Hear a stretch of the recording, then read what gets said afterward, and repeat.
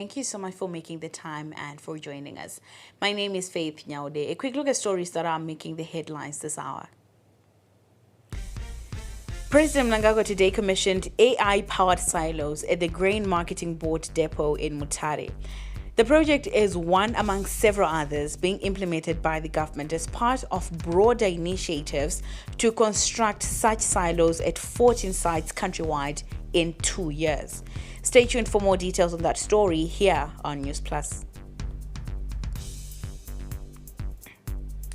Visiting Pan-African Parliament Ambassador for Inter-Africa Trade, Economic Development and Entrepreneurship, Bridget Motsepe, has described Zimbabwe as a critical player in Africa's economic liberation. Inmates convicted for murder and were facing death feel like they've been granted a second chance at life after their sentences were commuted to life imprisonment. Our correspondent Lato Nyangu sat down with some of the inmates and captured their sentiments. That story is coming up here on Newsplus.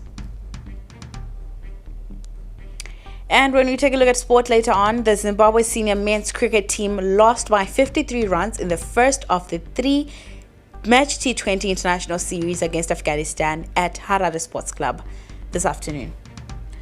Our top story this evening, President Emmerson Mnangagwa this Wednesday commissioned AI-powered silos at the Grain Marketing Board in Mutare and launched the 2026 to 2030 Agriculture Food Systems and Rural Transformation Strategy, marking key steps in modernizing grain management and boosting food security in Zimbabwe. Our Manicaland correspondent Josephine Nyangwanza has the details. The smarter silos, which are part of the ongoing modernization of the GMB, include 14 AI-driven silos across Zimbabwe. This is designed to bring about services closer to the grassroots communities and ensuring equitable distribution of resources.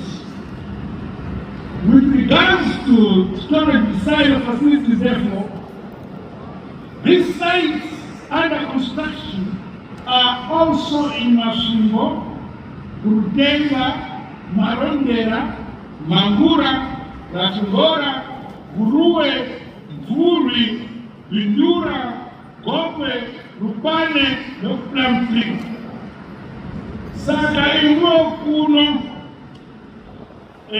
manikaso zaira lamwe.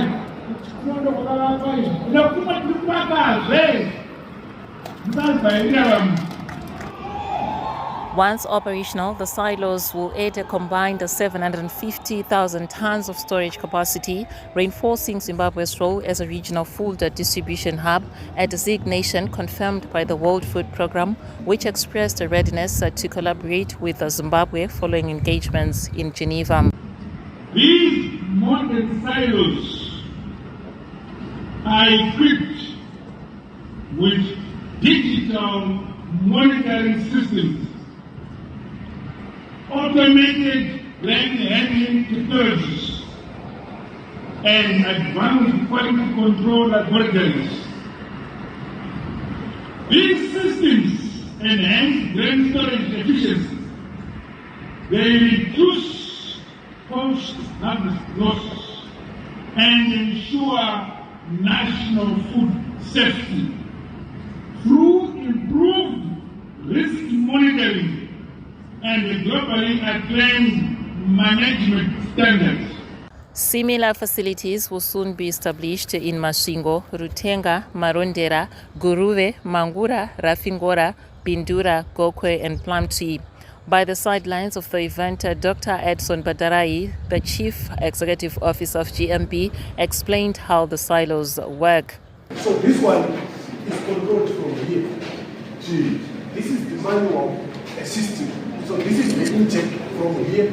These are the hookers.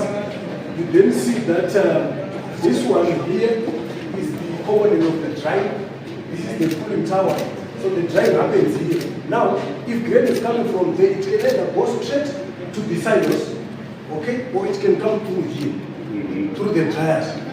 Now, when it is then directed to a specific silo using this computer. Those are the silos. Yes. The occasion also saw the president officially launching the 2026 to 2030 Agriculture Food Systems and Rural Transformation Strategy and Agriculture Blueprint for the next 5 years. It is my expectation that the valuable lessons learned and experience gained from the first phase of the agricultural food systems and the rural transformation strategy will be brought on board to further improve our agriculture system. These strategy papers should ultimately help scale up agricultural production and viability, as well as increase household incomes for a better quality of life for our people. The new strategy will expand irrigable land from 220,000 to nearly 500,000 hectares, focusing on innovation, research and agro-industrial development. His Excellency the President, Dr. Emerson Mnangagwa, because this Second Republic is bringing in within the shortest possible time 784,000 additional storage capacity from the 750,000 we have, which was 4 silos pre-independence, 8 silos First Republic. And you can see now 14 silos in the Second Republic. Massive transformation. This is the second one following the Kwekwe one. And as indicated already by the Minister, we are likely then to go to Mangura, Buru, and then later on to others. So this is massive. Specific initiatives and the agricultural blueprint include mechanization, agro-processing improvements, and a renewed focus on indigenous food production. As the sun sets here in the eastern highlands of Zimbabwe, government continues to anchor its transformation agenda on innovation, infrastructure, and food security. For ZTM Prime, I am Josephine Nyamanza in Mutare. Now we give you a brief explanation on how these smart silos are set to transform the country's agriculture sector work. Imagine a technology so smart that it can taste the air inside a grain silo, knowing exactly when to protect its precious contents. Unlike traditional storage units, these new silos are equipped with advanced technologies that integrate artificial intelligence AI, the Internet of Things IoT, sensors and automated environmental regulation. Sounds quite complex, but basically, AI functions as the system's brain, analyzing data to preempt potential issues, recommending optimal storage practices, and optimizing energy use by activating climate controls when necessary. At the core of the system are embedded IoT sensors that continuously monitor temperature, humidity, grain moisture, and carbon dioxide levels, key indicators of spoilage or pest activity on the grain. Of note is that real-time data enables immediate environmental adjustments to preserve grain quality over extended periods. Essentially, this dynamic response helps prevent mold, decay, and pest infestation. So what happens is, upon grain delivery, the facility can automatically assess quality metrics like moisture content and direct produce to the appropriate storage compartment. The bigger picture being, the new silos are expected to significantly reduce post-harvest losses, improve grain quality, and boost farmer incomes. And what we do know is, the newly commissioned Mutare depot, together with the Kwekwe depot, now operational, are among 14 of the facilities undergoing modernization and expansion across the country. Now, to discuss the place of artificial intelligence and Zimbabwe's food security drive, we are now joined live by Ivan Craig, who is the Agricultural and Rural Development Authority Board Chairman, and also known to farmers as Mdumini Mkuru. Ivan, good evening, and thank you so much for making the time and for joining us on ZTN. Now, beyond the AI-powered label, can you just explain to us in simple terms what these silos will actually do differently? Yes, thank you so much. You find that these silos are coming with new technology, because you find as the grain is being delivered to GMB, before the grain is put in the silos, they check the temperature, the moisture content, and then if the moisture content is higher than the prescribed one, then the grain is put in the dryer to reduce the moisture content to the required level. And also the grain goes through a cleaning process before it's loaded into the silos. And then as the grain gets into the silos, you find there's regulation of temperatures in the silos. And if the moisture increases, there is a way of reducing or removing the humid air or the bit of moisture in the silos. And if there's need to fumigate or apply pesticide to the grain in the silos, you don't have to go up and put the tablets in. They actually go through the air, which is put from outside. So basically you find that in terms of grain reserve, you can store your grain as long as you want, as long as the system is up and running. About the 2026 to 2030 agriculture strategy compared to the previous ones, what's the most significant thing that is going to help in ensuring food security? Look, if you look at the moment, farmers are now familiar with Pfumvudza, which is minimum tillage, and also mechanized Pfumvudza, and they are also aware that if you plant early, you'll be in a position to escape some dry spells. So you find, as we speak, a lot of farmers have mastered the early land preparation and early procurement of inputs. Even if the government is coming in with the PIP, Presidential Input Programs, they have also secured their own inputs such that when the PIP inputs are coming, they will have already planted, which is something we are recommending, that farmers should know that once we start receiving rains, the weather will never stop for them, or time will never stop for them. It will progress. So they are starting with the season and they are progressing together with the season. That will assure farmers of maximum potential yield from each unit. And also you find that farmers are being educated as well, and they've also learned that growing the right crop in your ecological region, you get the maximum potential out of your ecological region. Unlike, you know, if you don't match the two properly, you find that you are compromising on the performance of your crop. So yeah, farmers are learning, and also the use of our Agri-Tech extension officers is also a big plus. And I would also want to thank our president, Dr. Idi Mnangagwa, for capacitating the extension officers on the ground. They are motorized, they've got fuel, they've got T&S, they've got tablets, they've got protective clothing, you know, all the enablers which is required for them to perform their duties they have. So there's no excuse. So with that reason, you find that we'll be in a position to get the maximum we can from our ecological regions. Now, let's just briefly talk about the 2025-26 farming season. How prepared are farmers? Yes, from everywhere I've been, I've been to every part of Zim in the past 3 weeks. You find that farmers, in terms of land preparation, on the Pfumvudza, the holes are dug and they've put the mulch on. And if they are practicing conventional tillage, their fields are plowed already. And also the procurement of inputs, people have got seed in place, they have fertilizer in place, they have all the necessary chemicals in place. So it's just for them waiting for the rains. So yeah, in terms of preparedness, I'm sure farmers are ready just for the first effective rains, and they go ahead with their planting. Ivan, thank you so much for your time and for joining us on Newsplus and for giving us those insights.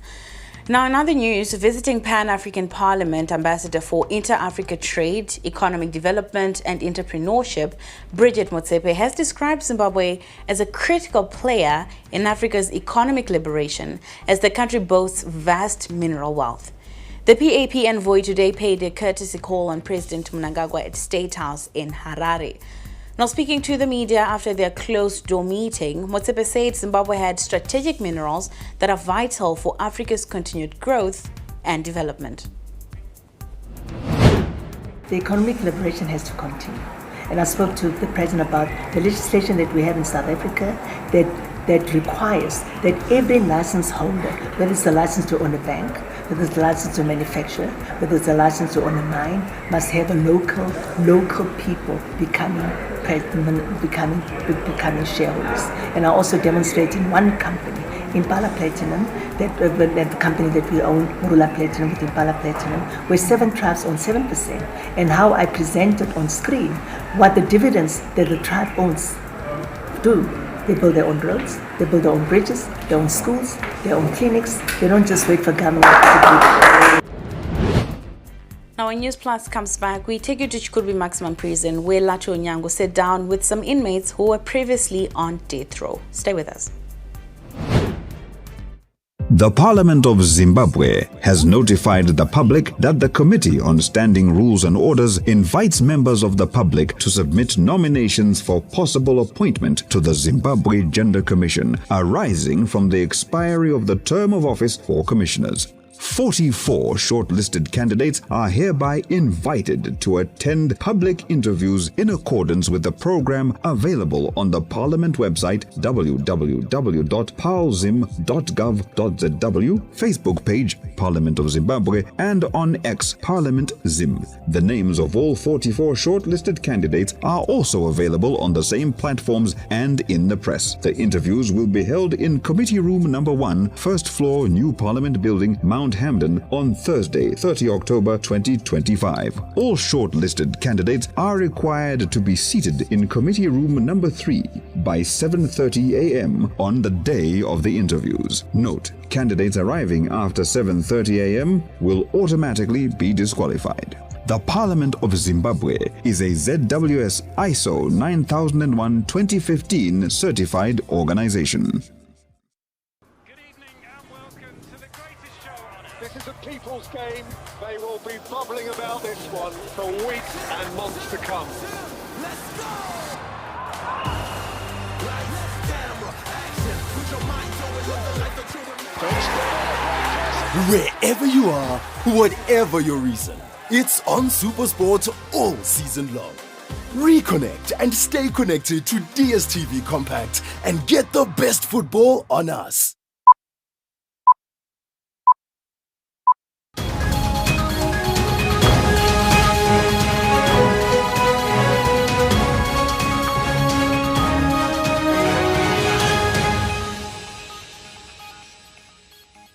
Welcome back. You are still watching Newsplus. Thank you so much for staying with us. Now, all inmates who were on death row felt relieved following the abolition of the death penalty in December of last year. The courts can no longer issue death sentences for any crimes, with the existing death sentences now automatically commuted to life imprisonment.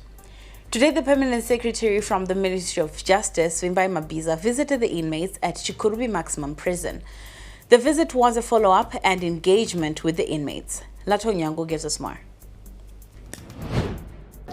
Imagine being on death penalty, waiting to be executed, and a life-changing moment comes your way. Milan Makaika was condemned to extreme isolation, awaiting execution. Every day felt like his last on earth.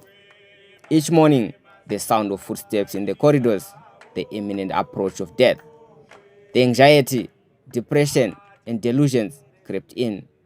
The death row phenomenon. But now, he's off the hook. His death sentence was commuted to life imprisonment. The abolition of death penalty in 2024 spared his life. The monkey is off his back now, and he's a relieved man. Seni hangu ndrini kuside kwangu. Ndanga ndisina hope yekuti kana ndichazowanawo kana mukana wakadai kuti ndichange ndiri free mjeri rakaita setinori. Ndiri munhu akuti ndaigara ndiri 1. So kumbira kuti munotitenderawo kuna president kuti makaita basa murambe twana matira kuti vawane mazuva akawanda mwari atutsire mazuva pavari. Makaika is one of the 28 murder convicts whose sentences were commuted to life imprisonment. For these convicts, it feels like they've been granted a second chance at life. Das Metavore, who was arrested in 2014 and endured 7 years on death row, could not hold back tears as he narrated this audio. Ndoda kutenda mutungamiriri wenyika. Panguva yandakatongwa ndagara padeath sentence for 7 years. Ndasina tarisiro yekuti ndichange ndichisunungurwawo ndichipiwa umwe mutongo. Ndakapiwa 78 years. Those ndiri kupika right now. Men could remember Tapiwa Makore, who was convicted of killing his young brother's son. He too is among the convicts who have been given a second chance at life. Makore remains optimistic that one day he will walk a free man at his homestead. But ndangotenda kuti tiri kuno ini ndiri kuzviziva even pandakapiwa condemn kuti nezita raJesu ndichadzokera kumhuri yangu. Naizvozvi life iyoyi nezvamuri kuita izvi mukutosebera so pane zvandiri kuziva. Pamberi apo kana zvikaita 10 years ngati asi tiri kuenda kumba tigonorayira vese avachanorayira vachirayira nyika yaita zvakanaka iyi. For Robert Chimuka, abolition of death penalty brought some relief, but he pleaded for more lenience. Love Mokatsaya Maoko prayed for more years for President Mnangagwa. Chokwadi kuti ndakapara mhosva inotarisana naizvozvo kuti tofana kutongwa kondemu. But nekuda kwenyasha dzaMwari dzakapfeka muna baba Emerson Dambudzo Mnangagwa nevamwe vese vanoshanda navo zvakaita kuti tikwanise kubva mumapozisheni yayo tisosvika ndiri nhasi ndakazopiwa mutongo welife ndakabviswa padeath penalty fandanzi ndaamulife ndakukwanisa kuraramawo mukati mesociety society yachida toitangira panapa kutanga kurarama nevamwe vasungwa nandaparadzaniswa navo saka ndiri kufara zvisingaite zvisingabviri. The commutation of their death sentences has provided a new form of hope for most of these inmates. Although they remain within the confines of a life sentence, some still believe they can still live a positive life. Pinda mukati 2020 ndichibvandazotongowo kondemu musi wa 30 July. So ndakagarawo pachikondemu kwenguva yakarebawo. Ndapedzawo izvozvo mutongo uchizobviswawo ininiwo ndichizobviswawo ipapo tikamboti garei tisati tadzokera kumatare tichizodzoserwawo kumatare tichitongowo life ndichiuyawo panapa pamaximum prison. Okay. So tinongotendawo nezvakaitawo nemutungamiri wenyika kuti dai varamba vakadaro. If a person has been tried and convicted with an offense and later the offense has changed, that person shall or must not be sentenced as per prescribed punishment, but to the lesser. So my question is life imprisonment lesser? Secretary for Justice Wimbai Nyemba said the purpose of the visit was to evaluate the impact of resentencing on the inmates. She emphasized the importance of understanding how inmates feel as part of upholding their rights. We have also been able to tour the gallows where people were being executed. It was a humbling moment for myself and even my delegation. And I want to thank God that these people are still alive, because they themselves are thanking God, they are thanking God, they are thanking government, they are thanking the Second Republic, because most of them had lost hope because they knew they were going to die. Life is a precious thing and everyone wants to live. And committing a crime doesn't pay. But sometimes life brings you happiness and bad moments. Today, we were with the inmates who were on death row. And following the abolishment of the death penalty, there's still hope that one day freedom will come along the way. They're optimistic to meet their relatives one day. Latu Onyango, reporting for Zetan Prime at Chikurubi. Now let's talk health matters. The National AIDS Council has injected at least $2 million in support of Parinyatwa Group of Hospitals renal unit to ensure access to renal services and safe blood transfusions. To ensure patients with kidney disease receive quality care treatment, NAC procured state-of-the-art dialysis machines, diagnostics reagents, and established a family blood bank at the renal unit, which has been handed over to the Ministry of Health and Childcare. Mirain Singh has more. For Lynette, before this intervention, dialysis appointments were exhausting as she had to wait longer to access services. The 43-year-old from Shtungiza recalls how they had to scramble for the few dialysis machines that were available and could only accommodate a small number per day. Before we got our machines, would come very early so that you get a space slot here for dialysis. Now we can come at a normal time, 8 o'clock, and we get 5 hours of dialysis. The newly equipped renal unit with modern dialysis machines, the hospital now has capacity to treat at least 50 patients daily across sessions. Officiating at the handoff of the equipment today, Youth and Child Care Deputy Minister Suleiman Kwidini commended the support by the National AIDS Council, noting it was in line with the country's National Development Strategy in Vision 2030.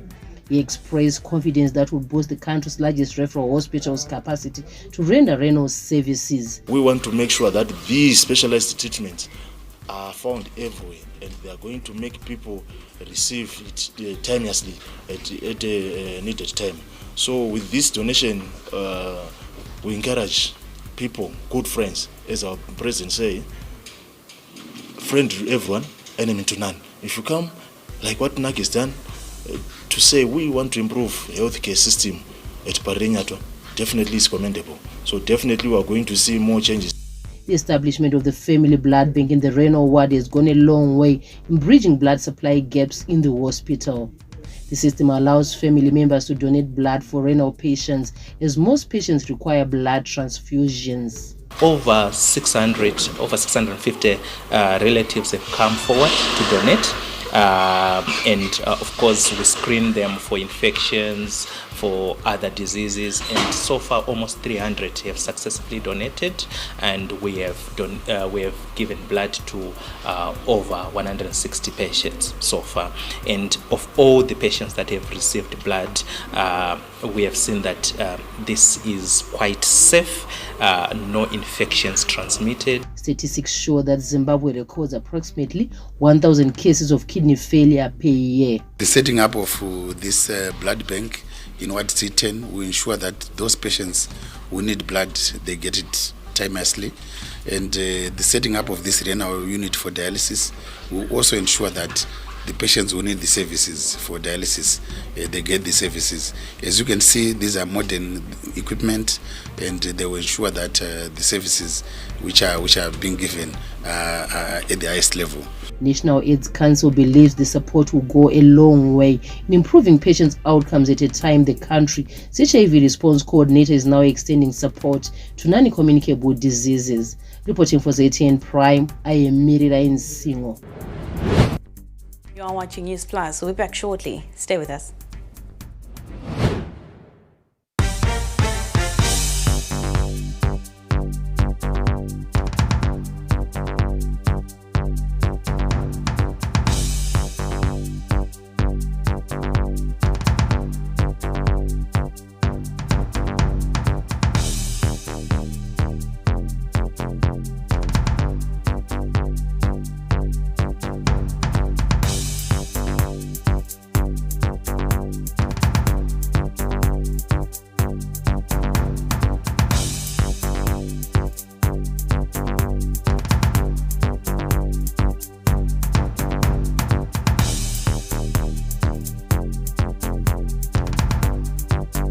The Parliament of Zimbabwe has notified the public that the Committee on Standing Rules and Orders invites members of the public to submit nominations for possible appointment to the Zimbabwe Human Rights Commission, arising from the expiry of the term of office for commissioners. 59 shortlisted candidates are hereby invited to attend public interviews in accordance with the program available on the Parliament website www.palzim.gov.zw, Facebook page Parliament of Zimbabwe, and on X Parliament Zim. The names of all 59 shortlisted candidates are also available on the same platforms and in the press. The interviews will be held in Committee Room Number 1, First Floor, New Parliament Building, Mount Hamden, on Friday, 31 October 2025. All shortlisted candidates are required to be seated in Committee Room Number 3 by 7:30 a.m. on the day of the interviews. Note, candidates arriving after 7:30 a.m. will automatically be disqualified. The Parliament of Zimbabwe is a ZWS ISO 9001-2015 certified organization. Welcome wherever you are. And Mamouche, room to shoot. He well and truly did. It's an opportunity. What a shot to Sino! Tarkovsky! Scott's got to be careful. Bukayo Saka! But it's Salah, and that one delivers! Never miss a play, home or away. Stream all Premier League games live on Showmax.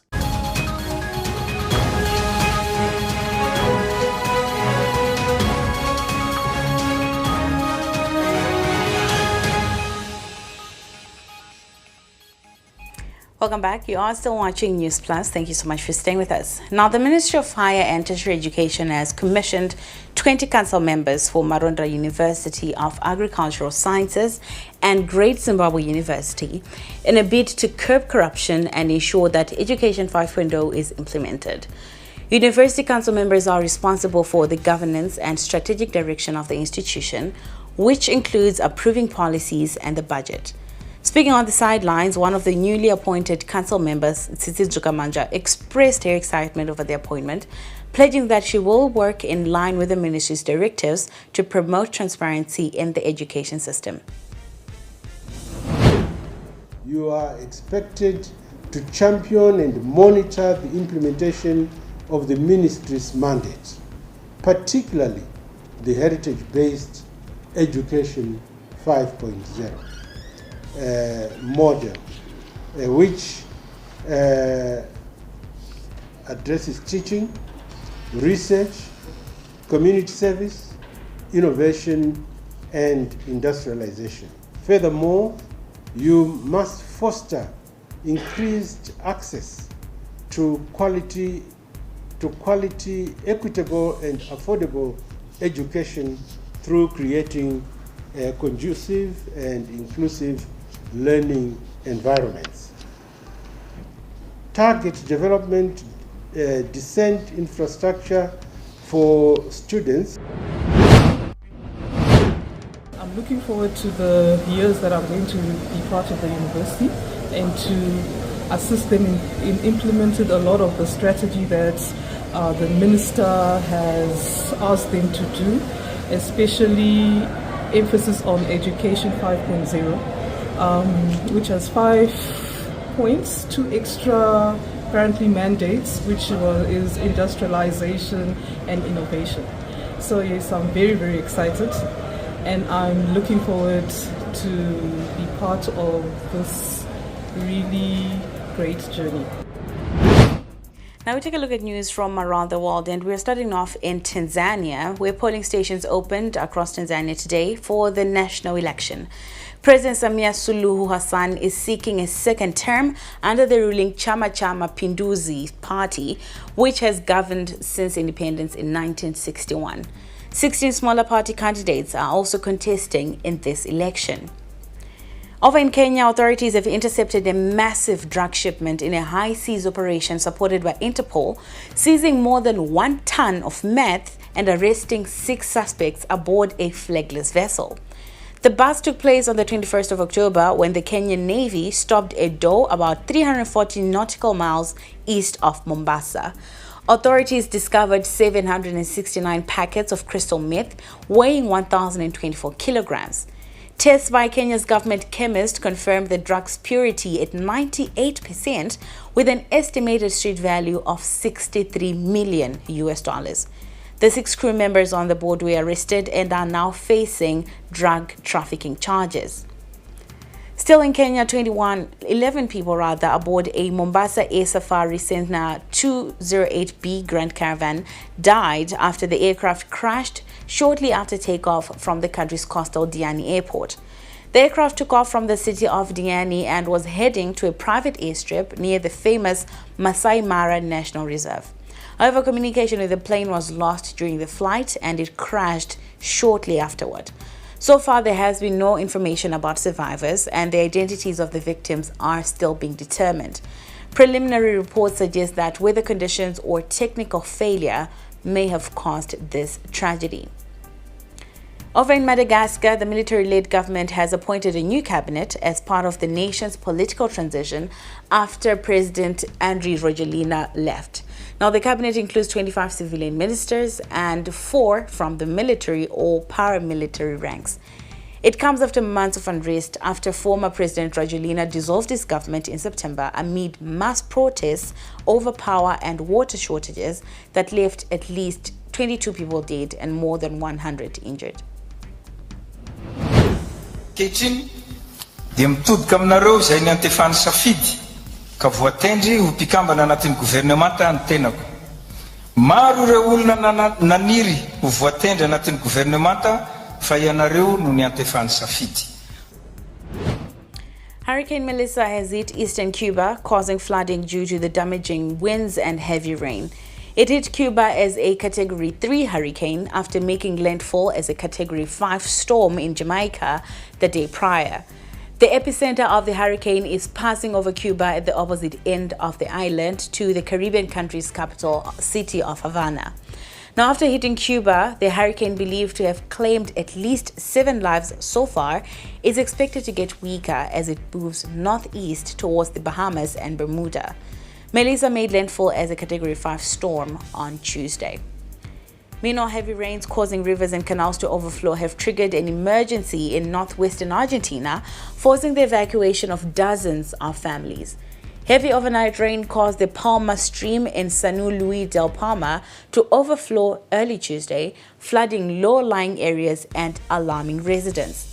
88 people were evacuated due to the storm, including 67 from San Luis del Palma, where flooding entered homes and 2 shelters were opened. Small evacuations were reported in other parts of the city. Y hay muchos que no quieren salir para no dejar sus cosas porque si no se le pierde. La señora de atrás hoy salió porque ya tiene un bebé, va a cumplir 1 añito y salió porque ya empieza a filtrar el agua, dijo, en su casa.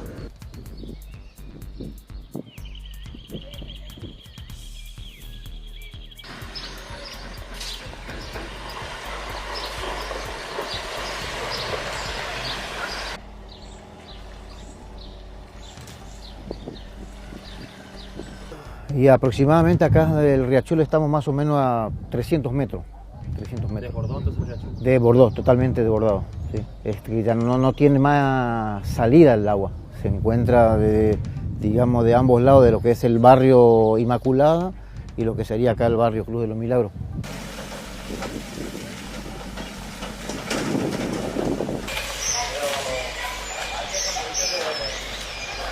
Bueno, aquí se encuentran alojados 21 familias porque tenemos 2 centros de evacuados. Este es uno y acá se encuentran 21 familias. Y tenemos otro centro que es el centro de usos múltiples, ZUM le llamamos. Ahí se encuentran 6 familias que hacen un total entre este centro y el otro de 117 personas, entre personas mayores y menores. We have business news coming up. Stay with us. The Parliament of Zimbabwe has notified the public that the Committee on Standing Rules and Orders invites members of the public to submit nominations for possible appointment to the Zimbabwe Media Commission, arising from the expiry of the term of office for commissioners. 49 shortlisted candidates are hereby invited to attend public interviews in accordance with the program available on the Parliament website www.palzim.gov.zw, Facebook page Parliament of Zimbabwe and on X Parliament Zim. The names of all 49 shortlisted candidates are also available on the same platforms and in the press. The interviews will be held in Committee Room Number 1, First Floor, New Parliament Building, Mount Hamden, on Wednesday, 29 October 2025. All shortlisted candidates are required to be seated in Committee Room Number 3 by 7:30 a.m. on the day of the interviews. Note, candidates arriving after 7:30 a.m. will automatically be disqualified. The Parliament of Zimbabwe is a ZWS ISO 9001-2015 certified organization.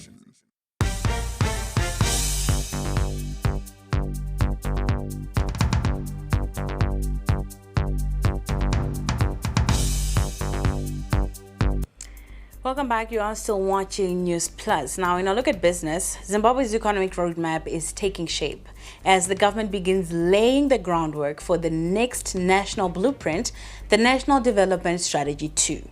Finance authorities say the transition from NDS 1 will build on the progress made over the past 5 years with a focus on inclusive and people-centered growth.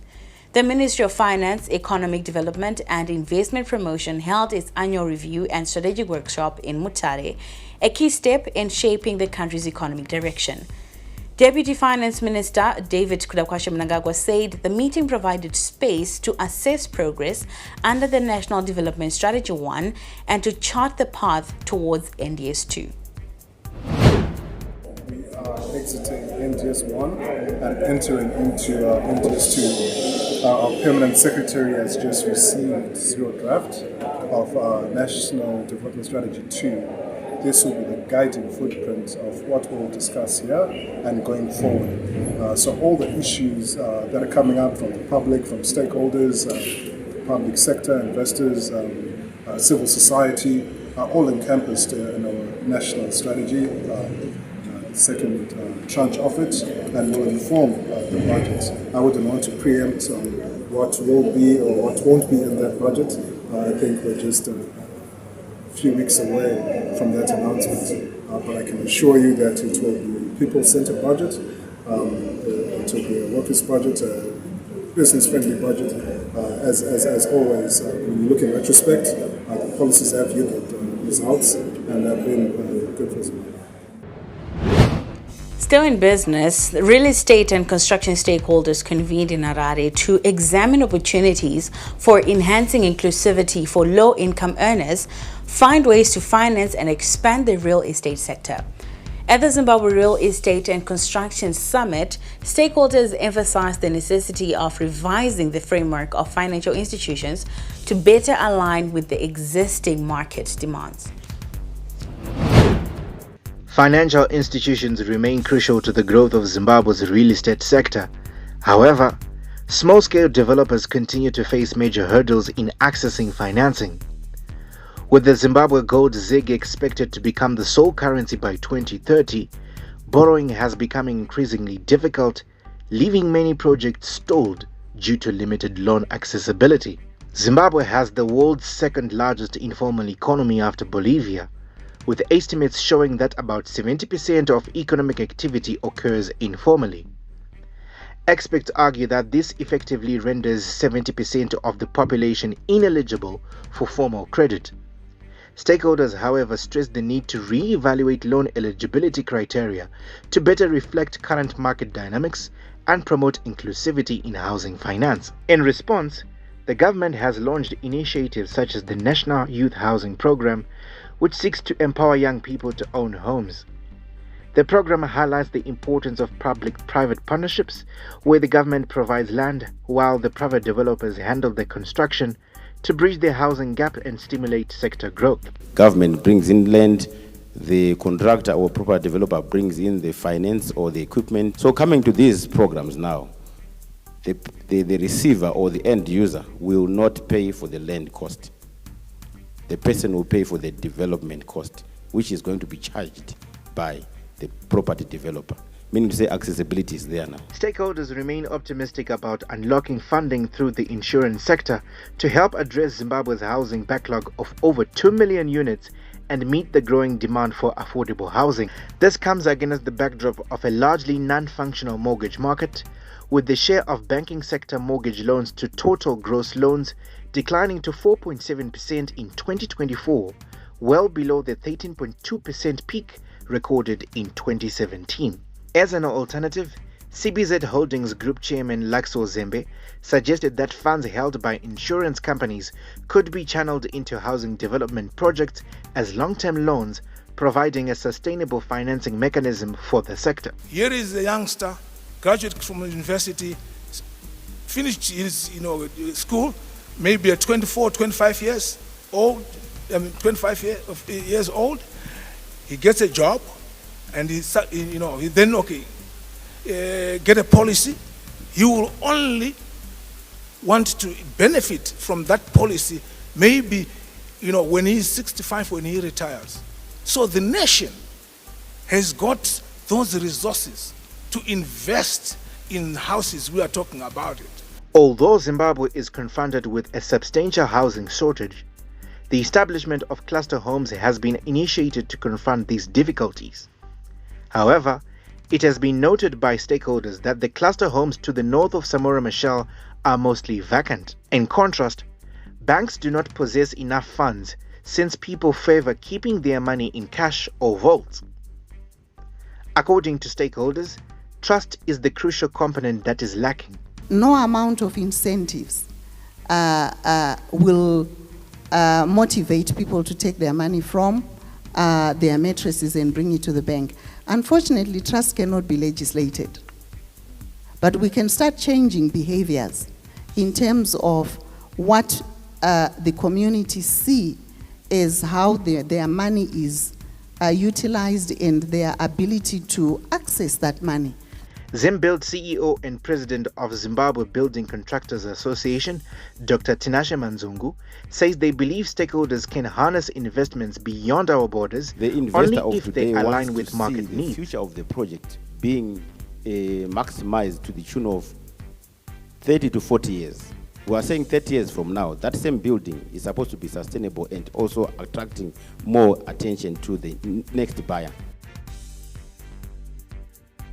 As Zimbabwe works towards expanding its real estate and construction sectors, stakeholders are calling for bold reforms within financial institutions and renewed trust in the banking system. With a growing housing deficit and the majority of population excluded from formal credit, the sector's future depends on innovative financing models and collaboration among key players to make home ownership a reality for all. Tavaras Buchiwe for ZTN Prime. And now for some entertainment news.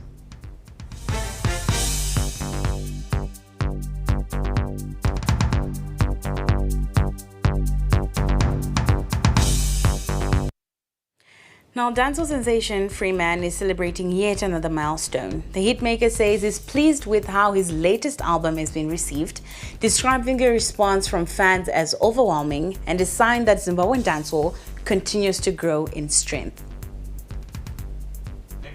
Fresh from signing with Virgin Music Group, Freeman is encouraging upcoming artists to stay true to their sound and put in the work. Over the weekend, he hosted the second edition of the HKD Festival, a resounding success that brought thousands together in celebration of some local music. I think before Selma Senaga, there are some contracts that you need to read properly. Because we've seen a lot of people like complain about it. And my royalties zangu you pamwe mango banyira dirika makanopedza but understanding the contract, so take your time and do the proper thing. That's all. You can watch his full interview on exclusive interviews with Eddie Kandoro this Friday on the ZTN Prime YouTube page. Now, Zimbabwe today bid farewell to one of its brightest stars, Miss Universe Zimbabwe 2025, Lashanda Moyes, as she departs from Harare to Thailand to represent the nation at the Miss Universe 2025 pageant. Moyes' preparations have been rigorous and well coordinated under the guidance of a dedicated local team.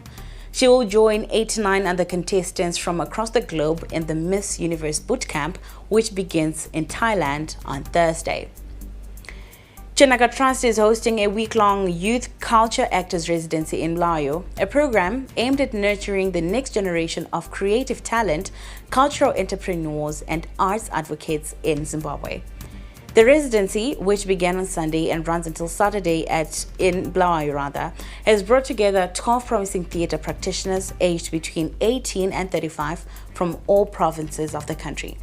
The program also provides an essential platform for emerging professionals to build their networks, share their experiences, as well as collaborate toward a more dynamic and sustainable future for Zimbabwean theatre and the broader creative industries.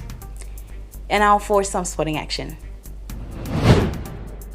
They call me Racer X, or in this case, Racer J. All right. Put your seatbelt on.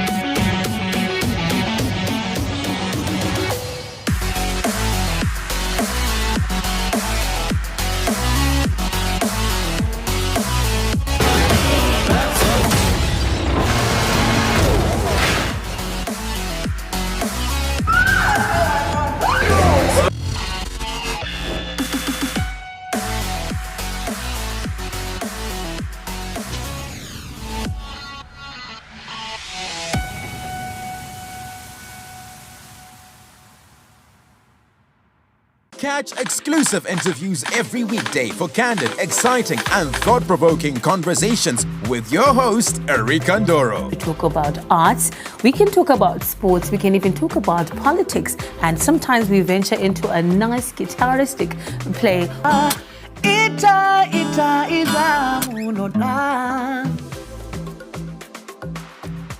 The one story where you can't get out of your head.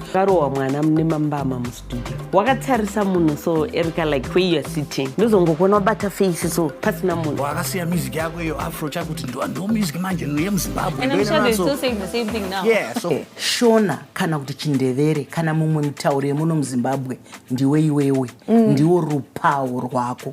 Ndicho chidadiso chako. Catch me, Erika Ndoro, right here on ZTN Prime every single Monday at 7 p.m. whilst we get exclusive.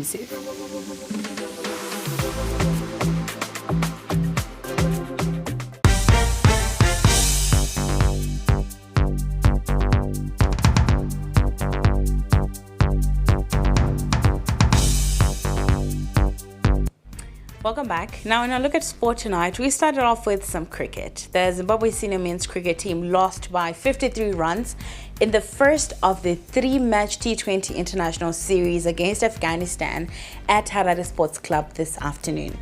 The Chevrons won the toss and elected to bowl first, with the visitors posting 180 for the loss of 6 in their allotted 20 overs. The match swung in different directions for both sides, as the hosts were at one point in control with their captain Skandaraza causing damage for the visitors as he took 3 out of 20 runs in 4 overs. Zimbabwe found it hard to chase after a top-order collapse in the first power play, losing 5 wickets with only 30 runs on the board. Tinotenda Maposa's quick-fire 32 off 15 deliveries gave the Chevrons hope, but as Matula Omazai had other ideas, as his clinical bowling ensured that Afghanistan recorded their 17th win in the 19 T20 National Series against Zimbabwe. The Chevrons will have to up their game in the second match that is slated for Friday afternoon at the Harare Sports Club. Zimbabwe bowler Tinotenda Maposa was the only bright light for the Zimbabwe senior men's cricket team in their 53-run loss to Afghanistan. Maposa top scored with a quick-fire 32 of 15 deliveries on a day that the Chevrons had a batting collapse and has set his sights on improving his batting to become an all-rounder that the side can really rely on. People I used to doubt my batting abilities, but I think I also doubt myself sometimes. And actually I feel like I still have something in me to actually lift the team up and score some runs and also win matches for the team. I've done it again and I feel like I can still do it for the team in the future. Yeah, it's good. I feel happy with the way things are going. I think as time goes, I think the team can actually look to me to actually finish the innings, get an all-rounder or position in the team to actually finish the innings. Yeah, definitely. The coach has been working with me, being hard on me a lot. So I've been trying to actually actually play that role. And I'm hoping the next coming years I'll actually be one of the best in the country. Maposa is quite optimistic that the side will bounce back to get something out of the 3 match series. The wickets came in, we lost a lot of wickets first half, but me and Brad actually tried to bring it back, and the fight was there. It was just unlikely that we didn't win the game. With the bowling, you can't afford to miss, because if you miss, you're going. It's the same as we played in Sri Lanka. Now, still in sport, promising triathlete Callum Smith has expressed high hopes for the new season, with an eye on various local and regional tours. Smith missed the year's first selection race due to an injury, but is now ready to take on the challenges head-on, with his exams also now out of the way. Together with Zander Botha, Smith is one of the brightest prospects in the sport. Zimbabwe Sports Hub Elina Flanga caught up with the 17-year-old starlet for his season outline. So obviously now with my exams over and my injury recovered, I'm going to be getting into a lot more training now, so that hopefully the races coming in the future I will be better. And I honestly have high expectations for my next races, as you know I'm going to go be some hard, rigorous training to make sure that the rest of the events can go smoothly. So yeah, those are my main events: Africa Champs, SA Champs, and also the Africa Cup in Chapek are my biggest events. I'm pushing forward to, and we also have Penalonga in December, which I'm trying to get ready for, as I want to make sure that the outcome of those races can be as high as possible, especially as you know, being one of the top athletes. I'm expected to produce good results, which I really am pushing for. Now, towards the future, I'm going to be working very hard to make sure that my events can go well. I'm going to be training really hard so that. The junior women's category continues to show promise after the exploits of Andy Creepers, with Rachel Odonogu also posting strong times in the sprint event. It's tough, it's long, much longer than I'm used to, but I'm excited to try get some new PB. No, there isn't much competition. I'm the only girl racing at the moment because Olivia's away. But yeah, it's nice to race with the boys, and Zander's super strong, so it'll be nice. It's going to be a nice season. There's definitely some good races to look forward to, and I'm just going to race for myself, do the best I can. And in football, Zimbabwe Women's Premier Soccer League side Red Buffaloes coach Kudzai Maivise has described their debut season as a big learning curve amid challenges. The Nyazura-based side is bottom of the standings and hounded by financial challenges, but continues to win hearts for its resilient and gifted young players, including promising goalkeeper Kelly Mukunga, who is tipped to be a national team star. And that's all we had for you on Newsplus this Wednesday evening. Thank you so much for joining us and making the time. My name is Faith Nyaude. We leave you with the weather forecast. Good evening and enjoy the rest of your viewing.